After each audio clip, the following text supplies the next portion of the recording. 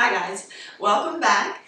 And today, as you can see, I have some of my little things with me today to show you. I've had several people ask me, Tina, knowing that you love tea, exactly how many teapots do you have? Well, I have a lot. But in my defense,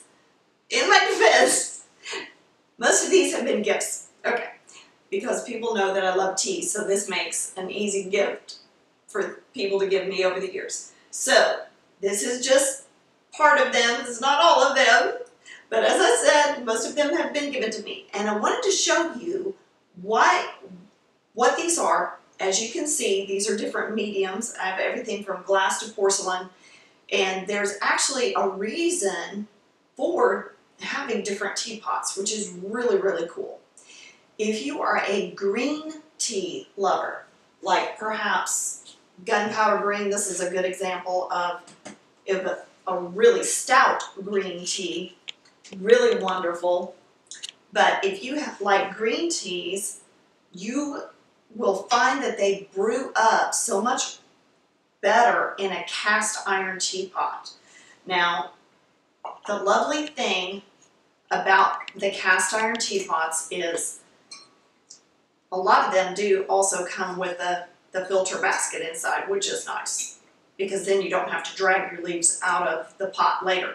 But you can prep this with hot water, drain it out, and then when you brew your tea in it, it stays hot for a long time, which is so lovely, especially in the colder weather months, just to have a nice hot pot of tea around the house that you can sip on throughout your morning or your day or whatever.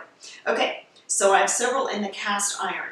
Then in the glass, nice about the glass is those brew up the beautiful tea blossoms. Like if you get those beautiful flowers and they're all clustered and closed, right?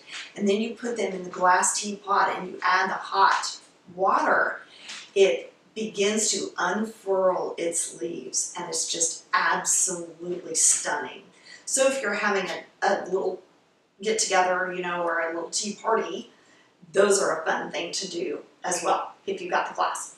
All right, now on to pottery. This one was made by my dad, and he started throwing pots in his 50s, believe it or not, and none of us knew that he said he had always wanted to do pottery, throw pots on a wheel, and he had never done it.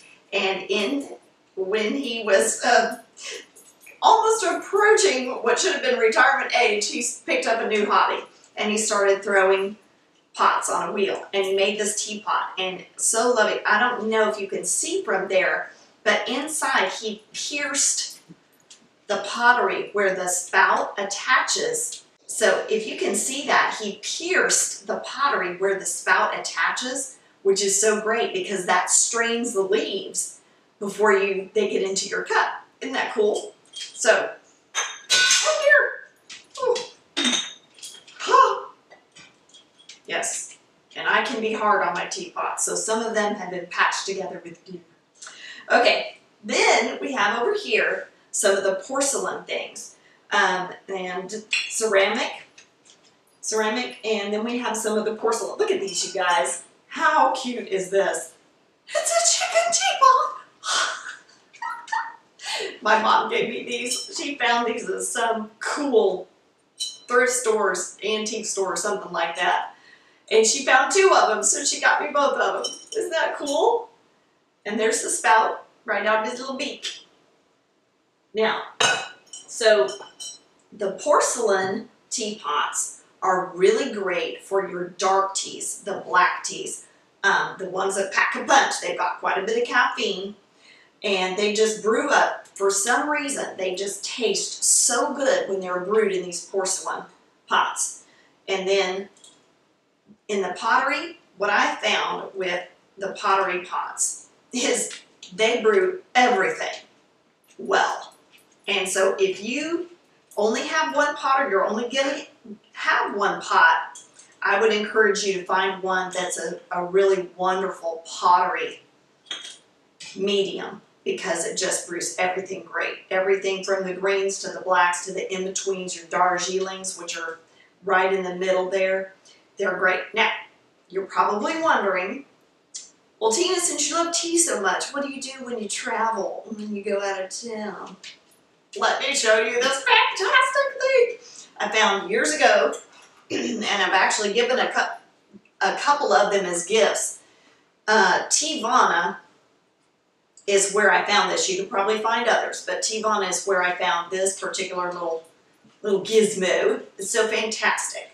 All right, so you load your tea and then your hot water into the basin, the vessel of it, right? And then the filter is in the bottom, right there. And you see these little feet right here, right? Well, what happens is when you put that over your cup, it depresses this little thing right here and activates the dispenser. So it actually dispenses the brewed tea from the bottom of the pot. Now, because this is out of a heavy grade acrylic, it's very light and it travels well.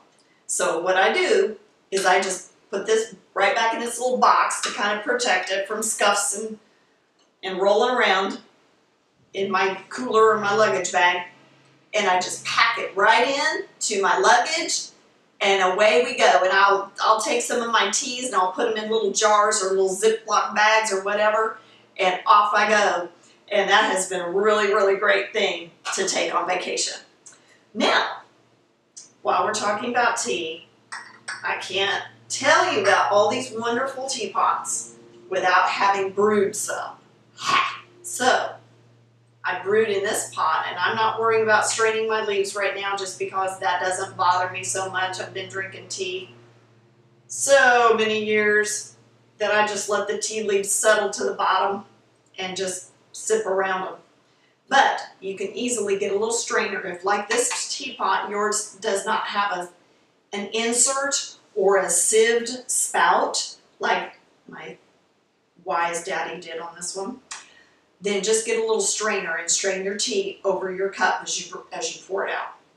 But this one that I have brewed here is a dark tea called Vinithana Canda, and it is a beautiful, not so dark that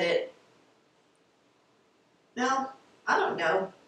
It's pretty dark, but it's not as dark as like an English breakfast or a Scottish tea. So it's really a nice one when you want a little bit of a caffeine lift, but not, knock you over.